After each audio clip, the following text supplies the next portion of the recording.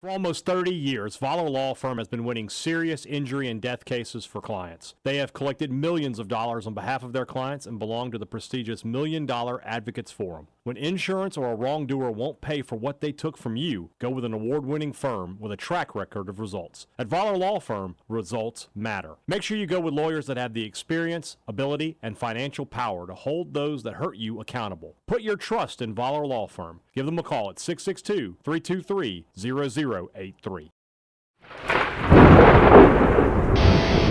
You're listening to Thunder and Lightning on SuperTalk Mississippi, covering Mississippi State sports like nobody else. With Sports Talk Mississippi's Brian Hadad and Robbie Faulk of On3 Sports.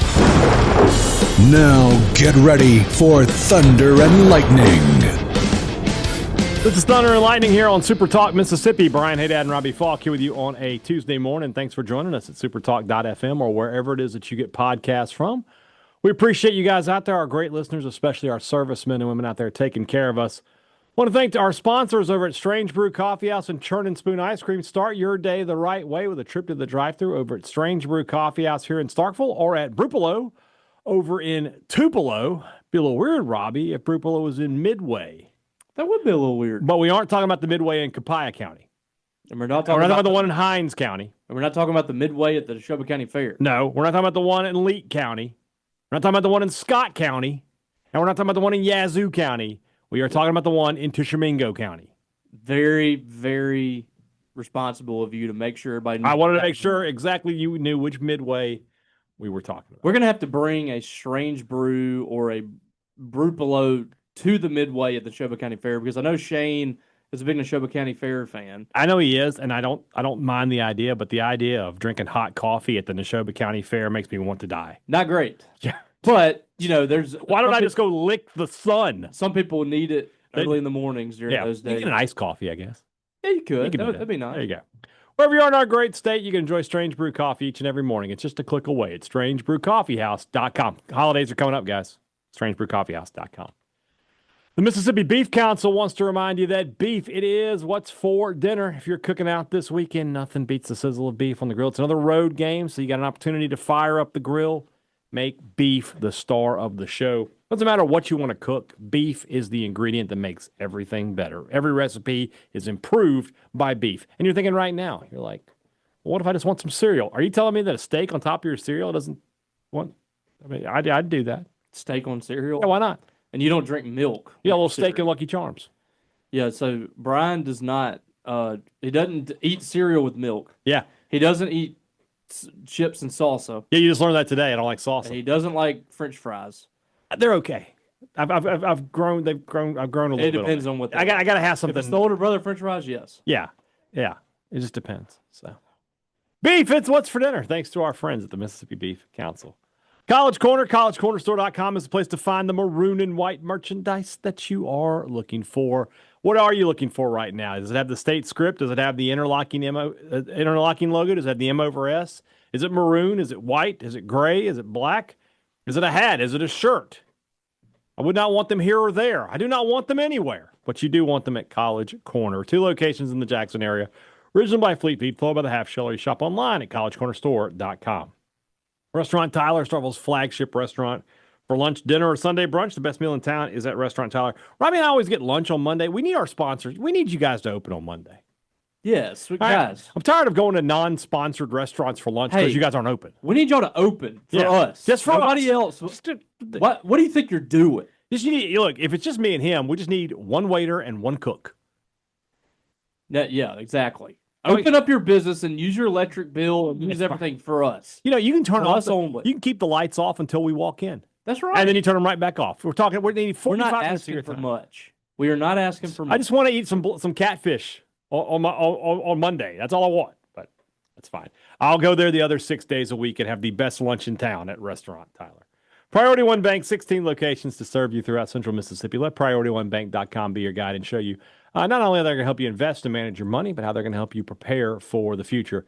Now more than ever, when you have questions about your money, you need answers. You need to talk to the good folks at Priority One Bank, a bank that knows you the same way it knows your money. Let Priority One Bank make you their priority. Tuesday show means we just got through talking to Jeff Lebby, back on the normal schedule.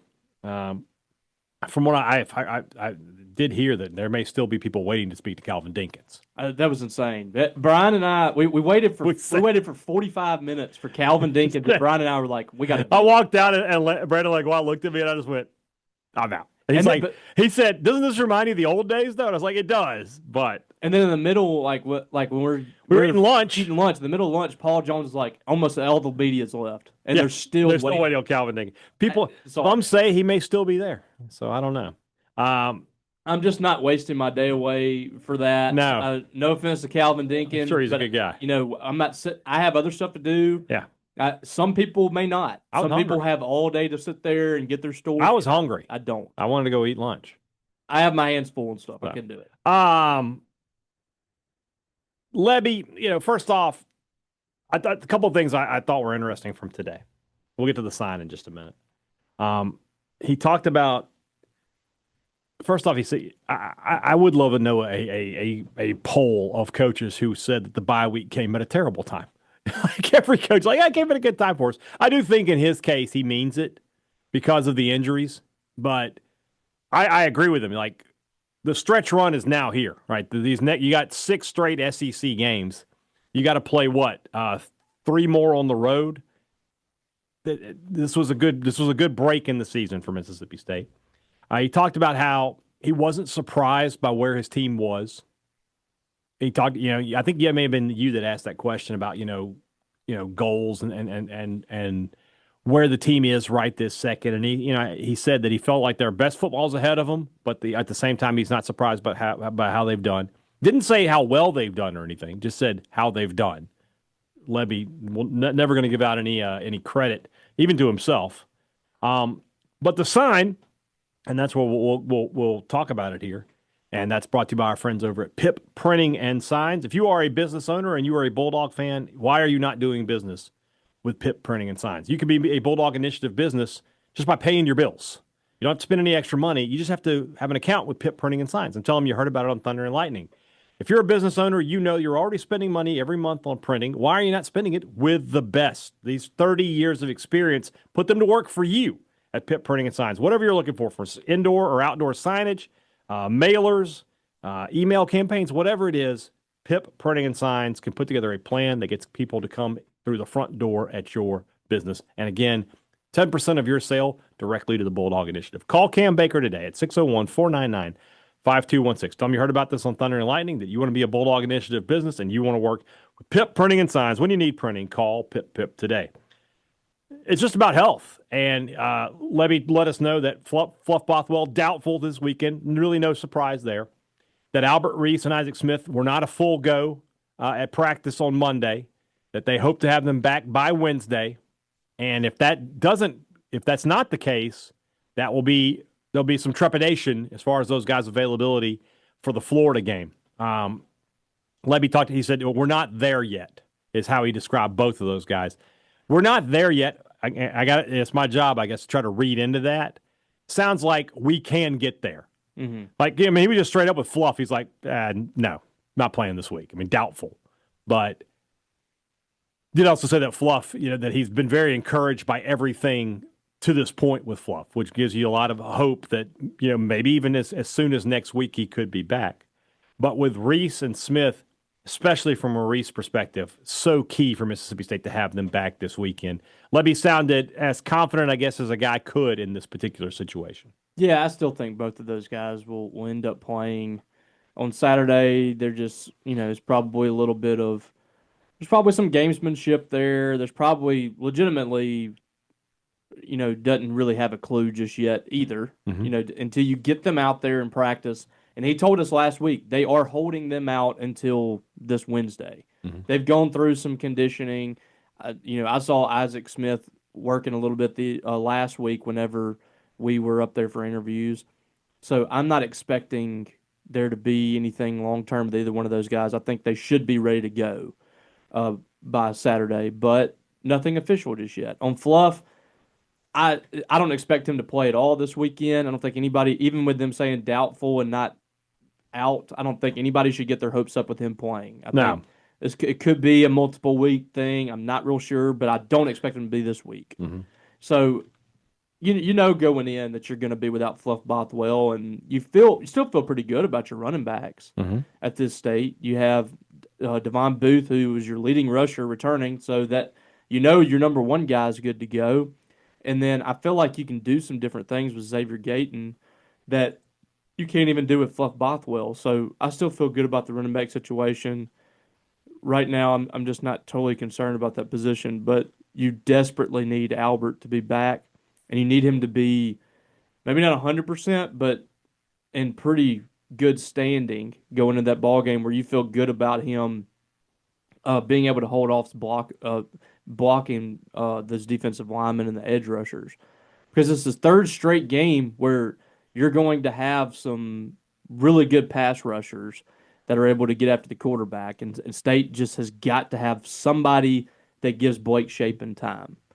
And so that was a kind of a non-answer from him. So there's nothing for sure that we know about just yet when it comes to the injuries there, but it feels like it's trending in that way. Yeah. And something else that he said, and I could have gone with this for the sign. He talked about, said like there's not some crazy new scheme that's going to allow us 5 seconds to throw the football. Mm-hmm. And so basically what he's saying there is that I'm not changing much offensively because he's sort of incorrect, right? They could make some changes that would give them more time. They could go more max protect. They could play with a couple of tight ends. They could do some things. Maybe not 5 seconds, but they could through the formations that they choose and the personnel they choose, allow themselves some more pass blocking. But what he's saying is that I've got to coach Blake Shapen better so that he understands I got to get the ball out. And when we talked to Shapen, he talked about that as well. He talked about, I've got to either check down quicker, I've got to, try to get up in the pocket and maybe find some positive yardage with my legs, or I've just got to throw the ball in the dirt. I can't allow the negative plays to continue. Negative plays are what kills Mississippi State. But they're better this year, and we've talked about that. There were times last year where if they had a 2-yard loss, the drive was over. They've shown the ability to get around that. If they had a penalty last year, the drive was over. They've shown the ability to get around that. But at the same time, when you go from 1st and 10 to 2nd and 16, that's just incredibly difficult. And so Shapen talked about that. Lebby talked about that. This Florida defensive line is pretty good. They're not as good, I don't think, as Texas A&M is up front. I don't know, but maybe Tennessee, maybe a little bit better as well. But this is a good defensive line, and that's been State's biggest problem, in my opinion, is that teams are able to get pressure so easily without blitzing. If State could find a way to make teams rush 5 and 6 guys, there are going to be pockets all over that defense where Blake Shapen can drop the ball off quickly. But right now, because they're only rushing 4, the only routes that are accessible are the deep routes. But you see where the conundrum is, right? You can't protect long enough to throw the deep routes, but you don't force the defense to blitz you, so there are no short routes. That's kind of where State is right now, and so something's got to give in that department. Now, maybe the easiest solution is just to run the ball more. And you've got Devon Booth, and we'll see. I'm excited to see Xavier Gayton get multiple carries in this game, early in the game, hopefully get him going, because I think he provides a little spark that even Booth doesn't, in terms of speed, in terms of, elusiveness, being able to get outside. And Fluff doesn't. And Fluff doesn't. Yeah, Fluff is a classic move the chains, 3-yard in a cloud of dust. Now, he can make some big plays, but by and large, that's what he is. Gayton is a guy who can take the handoff and turn it into a 10, 15, 20-yard play because he's got the speed to do that. So I'm excited to see how that looks. Defensively, Lebby talked about 1st and 2nd down. He said that's going to be the biggest key for us in that. And it's kind of the opposite of what we just said. If you are getting negative plays on 1st and 2nd down, if you can make it 3rd and 6 instead of 3rd and 4, especially with a quarterback like Lagway who can be such a threat with his legs, that's going to go a long way for Mississippi State. Yeah, it is. And back to your point too on the Shapen thing. I mean, he said that the offensive line has got to execute better too, and they've got to coach them better. They've got to have better technique, whatever. But you're stuck with what you got. You can't go out and go make free agent acquisitions at this point. You got to coach what you have and try to develop. And that's one thing that was a big point of emphasis in the off week was development, that developmental piece. And they did a lot of coaching last week, working on themselves and trying to get better as a team. And to this point, another point that he made in the presser when he was asked about kind of the defense, I think this it probably applies for everybody, but he was speaking specifically on the defense, on the difference between last year and this year. And obviously adding in the players you did out of the portal and bringing in Mike McIntyre was big, and Paul Rhodes. That was certainly big for this defense. Mm-hmm. But he also pointed out, and it was a very good point, the guys that are returning are much better. I mean, look at those guys. Deontay Anderson's playing a lot better this year. Travion Williams. Nick Mitchell has made a big impact this season. He made a lot of tackles last year, but he just stands out more to me this year, making plays. Brandon Jennings, these guys have gotten better, and that's the developmental piece that this coaching staff has had. And that's give credit to him, man. He said that we needed to keep this staff together, keep continuity, and it's going to pay off. Mm-hmm. I know that they're frustrated the last 2 weeks, but I think you can see the developmental aspect of this program, and that is still a big part. Like, if you're retaining a roster, to me, those are the teams that are going to be consistently good in this league. And then the ones that go out and they identify players in the transfer portal and recruiting, and they're adding those players to that, those are going to be the ones that win championships. But I still think that there is a lot of value in developing the players that you have on the roster year to year. Agreed. And it's going to be something that happens less and less in college football because there's players on the move, and those players are not getting a chance to develop. The ones that are moving to 2-3 different schools, they're not staying anywhere long enough to develop. The ones that are in a program for multiple years and they're learning under coaches that can spend time with them individually, that's going to better them, but it's also going to better your program. Yeah. So that was another point that I thought really stood out to me as well. I mean, his point about the improvement, neither loss I put on the defense. No. In both games, and that sounds funny that, in a game where they give up 41 points, but 2 of those touchdowns were turnovers. Yeah, and I mean, you look at the defense. I mean, essentially through 3 quarters, we said would they give up to 14 points, 17 points. Yeah, and the field goal might have been on a short field. I can't remember, but you essentially closed down an offense that has been explosive and that has scored 40+ points. And I think every single game they played in, you essentially bogged them down. Yeah, I mean, to the point where they were having trouble consistently moving the football down the field, Tennessee that is, and scoring points. And that, to me, is something that last year's defense was not even capable of against Toledo. Yeah. Not Tennessee, which is one of the best offenses in the country. Against Toledo, they couldn't do that. Against UMass, they didn't look great. This Tennessee team, the way they've been playing this year against last year's Mississippi State defense, puts up almost 60. Oh, yeah. Probably close to 600 yards because they could not have covered Brazel and Staley and Matthews. And Star Thomas would have had 125, 130 yards rushing. Aguilar would have had. And I mean, we're shifting from all right, let's say it this way. Mississippi State's defense, all things equal, everybody's fairly healthy. You have most of your guys, and you're not at the end of a ball game just gassed. Mississippi State's defense is we're moving past they're just not very good, and that'll be okay. To this actually might be a good defense. It's not a bad defense. It's not even mediocre. If you look at the numbers, it's not even mediocre. This is a good defense that Mississippi State has.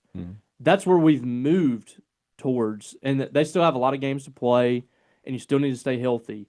But all things equal, Mississippi State healthy on the field at the beginning of a ball game and not gassed out can go toe-to-toe with some great offenses. And that is in itself a miracle that they've had that kind of turnaround.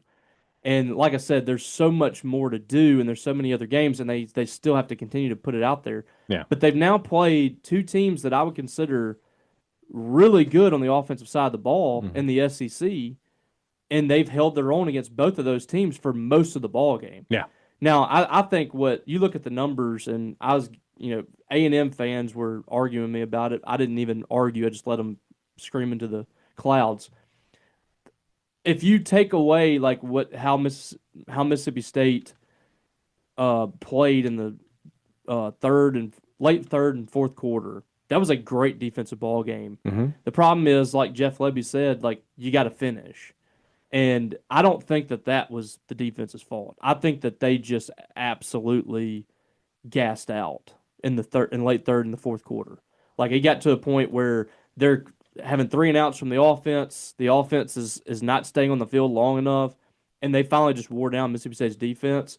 But if you objectively look at that game through two quarters and a half, Mississippi State was playing great football against A&M defensively. Mm-hmm.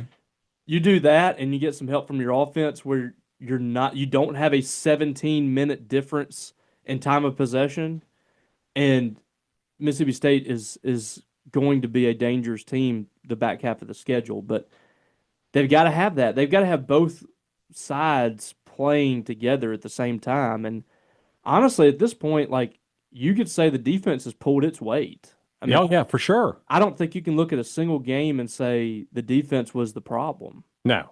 Like Not it this wasn't year, in no. any wins. No. It wasn't in any wins. No, they haven't had to win a shootout. Arizona State, they had a bad second half. And they struggled to stop the run. I didn't think the defense was a problem really at any point against Tennessee. Tennessee just made some plays, and then against A&M, they just got tired. So at this point, this defense has been, to me, the brightest spot of this team. Now, their offense has gotten better, but it's got to be better than what it is now. And to me, it starts on the offensive line. I know that was a rant and all over the place. You did good. You did good. So, we'll talk more about Florida this week. Got a opponent preview interview coming up. Plus, I got something in the works. It might be a little fun. We'll see if we can make it happen. I make no promises. I got something in the works too that I'm hoping comes together next week. So we'll talk about all that though as we go along. All right, let's move into our SEC picks. That's brought to you by our good friends over at Two Brothers Smoked Meats and the Older Brother, two other restaurants that are not open on Monday that we would have eaten at. We would have eaten there today, but it's fine. It's fine. It's no big deal. It's fine. It's fine. Just open it for us. Just saying, Barton. Just we need like 1 hour. That's all we need. I'm just saying. I'm not saying anything. 1 hour. I'm just saying. Fire up the grills and turn on the lights and everything just for us. Just for us. Maybe a few other people show up. I don't know. Regardless of all that, the other 6 days of the week, if you want a fantastic meal, you just head to the Cotton District and talk to our good people over at Two Brothers Smoked Meats and the Older Brother. Whatever you're in the mood for, both places are going to strike. They're going to scratch that itch for you. So go enjoy a great meal today. Go to the Cotton District and eat at Two Brothers Smoked Meats or the Older Brother. Great products, great service. Every business likes to promise it to you. They deliver it to you at Advantage Business Systems. That's what they've been doing for 50 years. Yeah, brother. If you need technology for your business, give Advantage Business Systems a call. If you need service on anything they've sold you, it's the same number. It's the same people. You already know them. You're not waiting around. You're not on hold for 45 minutes. It's not a week later. We'll get out there to take care of you. They're in Mississippi. You're in Mississippi. A lot of times they can fix your problem the exact same day. That's the difference between being a neighbor and being a number.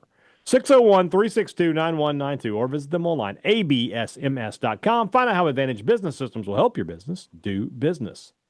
If you're going to be in Starkville anytime soon, the place to go for Mississippi State gear is Maroon & Co. If you're going to be around this area the next couple of weeks, you're going to come see the Texas game, you're going to get ready for basketball season, any of those kind of things, you need to be heading to Maroon & Co. to make some purchases for Mississippi State gear. Everything you're looking for with the interlocking and the M over S, the state script, it's all right there for you at Maroon & Co. And best of all is our promo code. Thunder15 will take 15% off the regular price. Some exclusions do apply. Before you go to your next Mississippi State game, make sure you go to Maroon & Co. Scruggs Farm Lawn and Garden. Everything you need for your home. If you have home repair projects, if you're a gardener, if you're out in the yard, if you're getting ready for the winter, If you're a sportsman, because hunting and fishing, they got that covered too. If you're a cook, grills, they got that too. Or guys, if you just want to go buy the cheapest, coldest beer in the state of Mississippi, whatever you want to do, there's a reason their slogan is "We have what you want for less," because it's true. So, whatever you're doing this weekend, make sure a trip to Scruggs Farm, Lawn, and Garden is on the agenda, because whatever you're doing this weekend, they've got the products for you. Good Hope Land and Timber wants your business. If you have just bought a new piece of property and you're thinking, gosh, how am I going to get all this timber managed? You need to call Good Hope Land and Timber today. They specialize in helping landowners like you make smart, sustainable decisions. They are your full-service land and timber company. So you got 100 acres or you got 1,000 acres, you can call Good Hope Land and Timber to help you manage that property.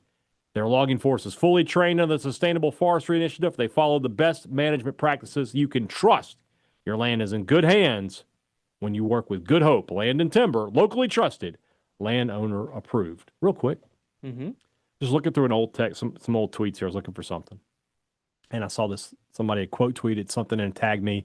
This account no longer exists, which you see a lot, right? Because people, it's hate speech and stuff like that. But some people just delete their accounts. You know who deleted his account? Who?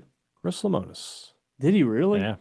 I don't blame him. Yeah, there was nothing good coming out of that. So Chris was just like, genuinely, Chris was a good dude. Yeah. And he was not a negative person. And I think the negativity was just like it got too to much him. for him. I agree with that. Hey, I know that he got off social media before last. He did. He still Like had an account, but now he doesn't. Yeah, I don't blame him at all. And, No. and you know what? I hope that Chris is living life. And I hope he's doing well. He's got plenty of money. He's got a national championship ring. Say whatever you want about him. I hope that in 2031, when they do bring him back, that he gets a warm round of applause. He will. Yeah, I hope so. He will. You have to appreciate the I fact agree. that man was leading you to your first ever national championship. So we got a historic weekend coming up in the SEC. Okay. It's the first ever weekend with 8 conference games. Last year they didn't have one, and this year this is the only one. But all 16 teams are playing, and they're all playing each other. So we never had that before. That's wild. Yeah. So let's just jump right in. Didn't happen last year? Did not happen, according to the 4th most popular guy in Winston County, Chuck Dunlap. Well, Chuck would know. Chuck behind Robbie Faulk. That's what we paid Chuck for. Behind Hardy. Hardy's not from Winston County. Does he not call it home, though? No, he does not. Fine, then. He's from Neshoba County. Son of a gun. All right. Did you really think Hardy was from Winston County? Yeah. Oh, no. I don't know the guy like you do. We're not as You don't have to know him. I don't know a lot about him. I'm not going to be one of these people that comes on here and say, I've never heard of the guy. I'm not going to be that person. But that's ridiculous. Yeah. So all right, so we'll bump Chuck up to 3rd behind you and Andy. He is a Neshoba Central Rocket. Okay. Well, I will bump Chuck Dunlap to 3rd behind you and Andy Kennedy. Okay. So I'm good with that. There you go. Marcus Timms doesn't get a Bart Gregory. Bart is he's Winston County, but he's in Anawoya. Yeah. I don't know. Marcus Timms' first pitch of his MLB career was a home run off Randy Johnson. All right. Back to 4th, Chuck. Marcus gets ahead of you. Sorry, Chuck. All right. Maybe next time, Chuck. Yeah. Let's just jump in here. 11 a.m. Big game. Oh, we have hold on. We have what? What happened? We have a much better setup here on the SEC website. I don't know if Chuck was listening to this last week, but when I clicked on the television schedule, it's all just listed right there. So where is that? Just it's on the front page for football. And we just complained last week. We did about this, and now they have this week's schedule. I see it right here. Listed right there. I went to ESPN and it worked. So Chuck was listening to us. He might appreciate you, Chuck. All right, 11 a.m. Top 25 matchup. LSU at Vanderbilt. Vandy was off last week. LSU kind of struggled, but got the job done against South Carolina. What a great start to the day. We have been kind of blessed these last 3 weeks with State, on the road, off, now on the road for fantastic college football games. Yes. Can I say something real quick? Say whatever you want. We were say it, baby. Just say it. We were kind of ranting about this at lunch. Yeah. LSU, they're playing 11 a.m. here on the road. Yeah. Almost every home game is a night game for them. Yeah. Almost every single game. And I know Ole Miss fans and LSU fans were like complaining about this last year. LSU fans, for God knows why, was complaining about a game last year being during the day when they have like 30 consecutive night games at Tiger Stadium. Mm-hmm. This is just getting to the point of ridiculousness. Mm-hmm. Mississippi State is going to play another day game next week when they come back home to play Texas, and they now will play every single SEC game at home in the day. Now, if this game's at 2:30 or 3:15, doesn't really matter. When it gets to the fourth quarter, it's going to be dark. Mm-hmm. But the day aspect of it is there again. It's annoying. I mean, and LSU, every single game is at night. And you could have easily switched Tennessee at Kentucky and Texas at Mississippi State. Could have easily switched that. Kentucky gets night games all the time in the SEC. I don't know what's going on here. It's weird. But what are we doing? I don't know. It just doesn't make any sense to me. All right. That being said, what's your prediction? This is an interesting game. I'm going Vandy. I have absolutely no faith in LSU to win this game whenever. Man, you're putting it to me here. I know Vanderbilt is going to be extremely tough in this game. LSU doesn't have that toughness aspect. Did I tell you about the ticket thing with this game? So a guy reached out to me, and he said he works with a Vanderbilt alum in Louisiana. They live in Louisiana. Oh, Borky told me about this. Okay. That they wouldn't let the guy. I told so the guy calls Vanderbilt. He's a Vanderbilt alum. He calls Vanderbilt and he's like, "Want to get tickets to this LSU game?" And they're like, "Okay, well we can give you they're terrible seats, right? The worst." And he's like, "Okay, I'll think about it. I'll give you a call back." Which what are terrible seats there? It's all I know, level. You know what I'm saying though. About 30 minutes later, he gets a call back. He's like, "Hey, it's Vanderbilt." They're like, "Hey, we had to check your alumni status because we've been getting a lot of calls from the state of Louisiana trying to get tickets, and we don't want LSU to take over the stadium. So that said, we have these tickets available now." And so he was able to get better tickets. So I know a guy who's going to become our friend very soon, who invited us to the Superdome, told me that story, and I was just like, that's a good policy. Buddy, gosh, dog, I don't want to pick Vanderbilt. I don't know why. I just feel like the air is going to be a little bit out of the balloon. But LSU can't score. The air is going to be out of the balloon because why? They lost that to Alabama. With Diego Pavia, the air is never out of the balloon. Oh, he's gonna have him ready. You know what? I'm not gonna lose because of LSU. I'll go with Vanderbilt here. We'll play a little defense on you. I think that's the right call. Right. I think they're gonna win this. If LSU loses this game, Brian Kelly's not much longer for Baton Rouge because they still got to play Alabama. They still got to play Texas A&M. Let's talk about this just a second. Okay. I know we have other stuff. No. We got nowhere to be.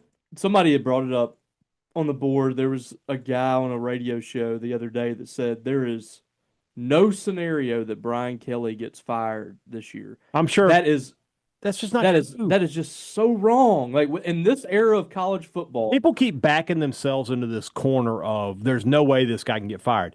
Literally everybody can get fired. Why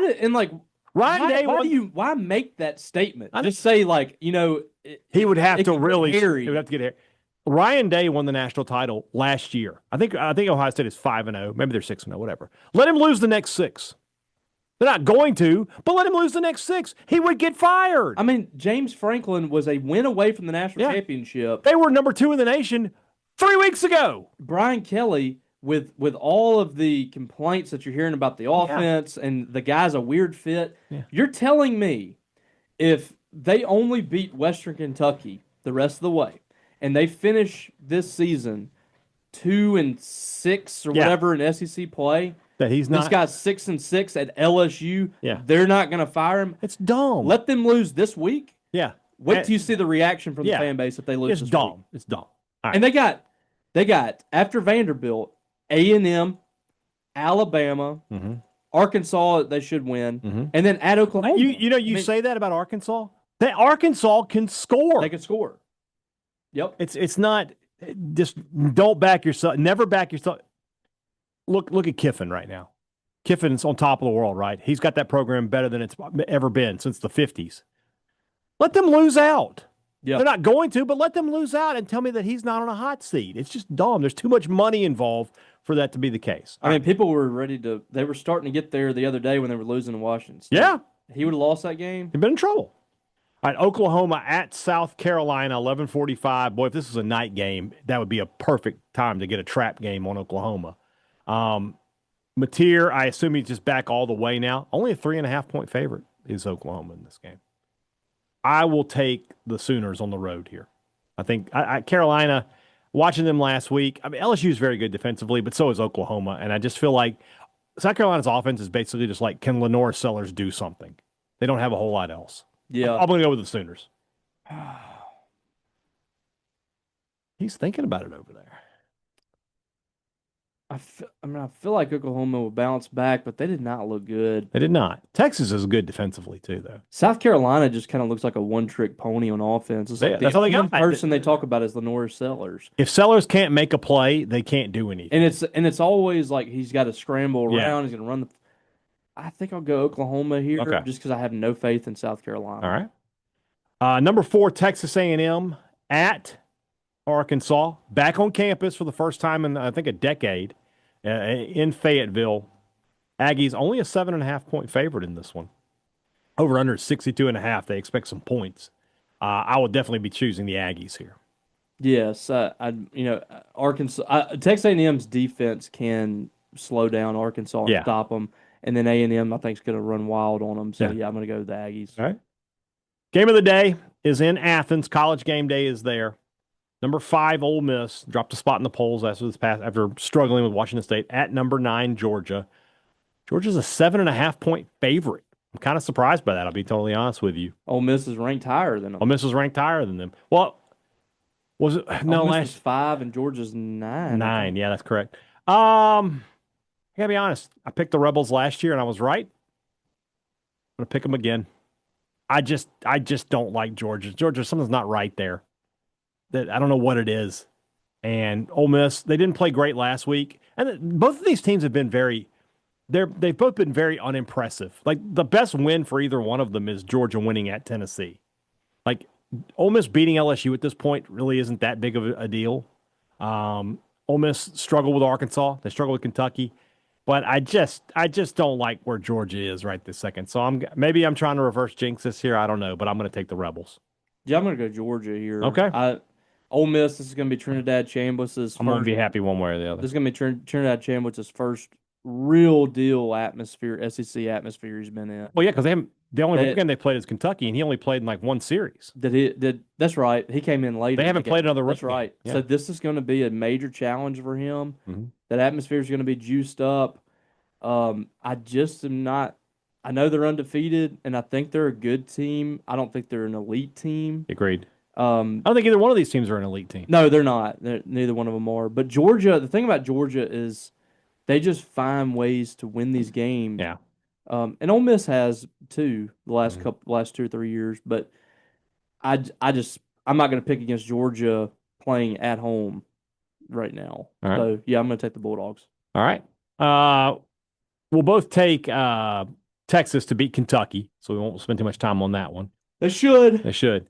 Third Saturday in October, number 11 Tennessee at number 6 Alabama. This should be a fantastic game.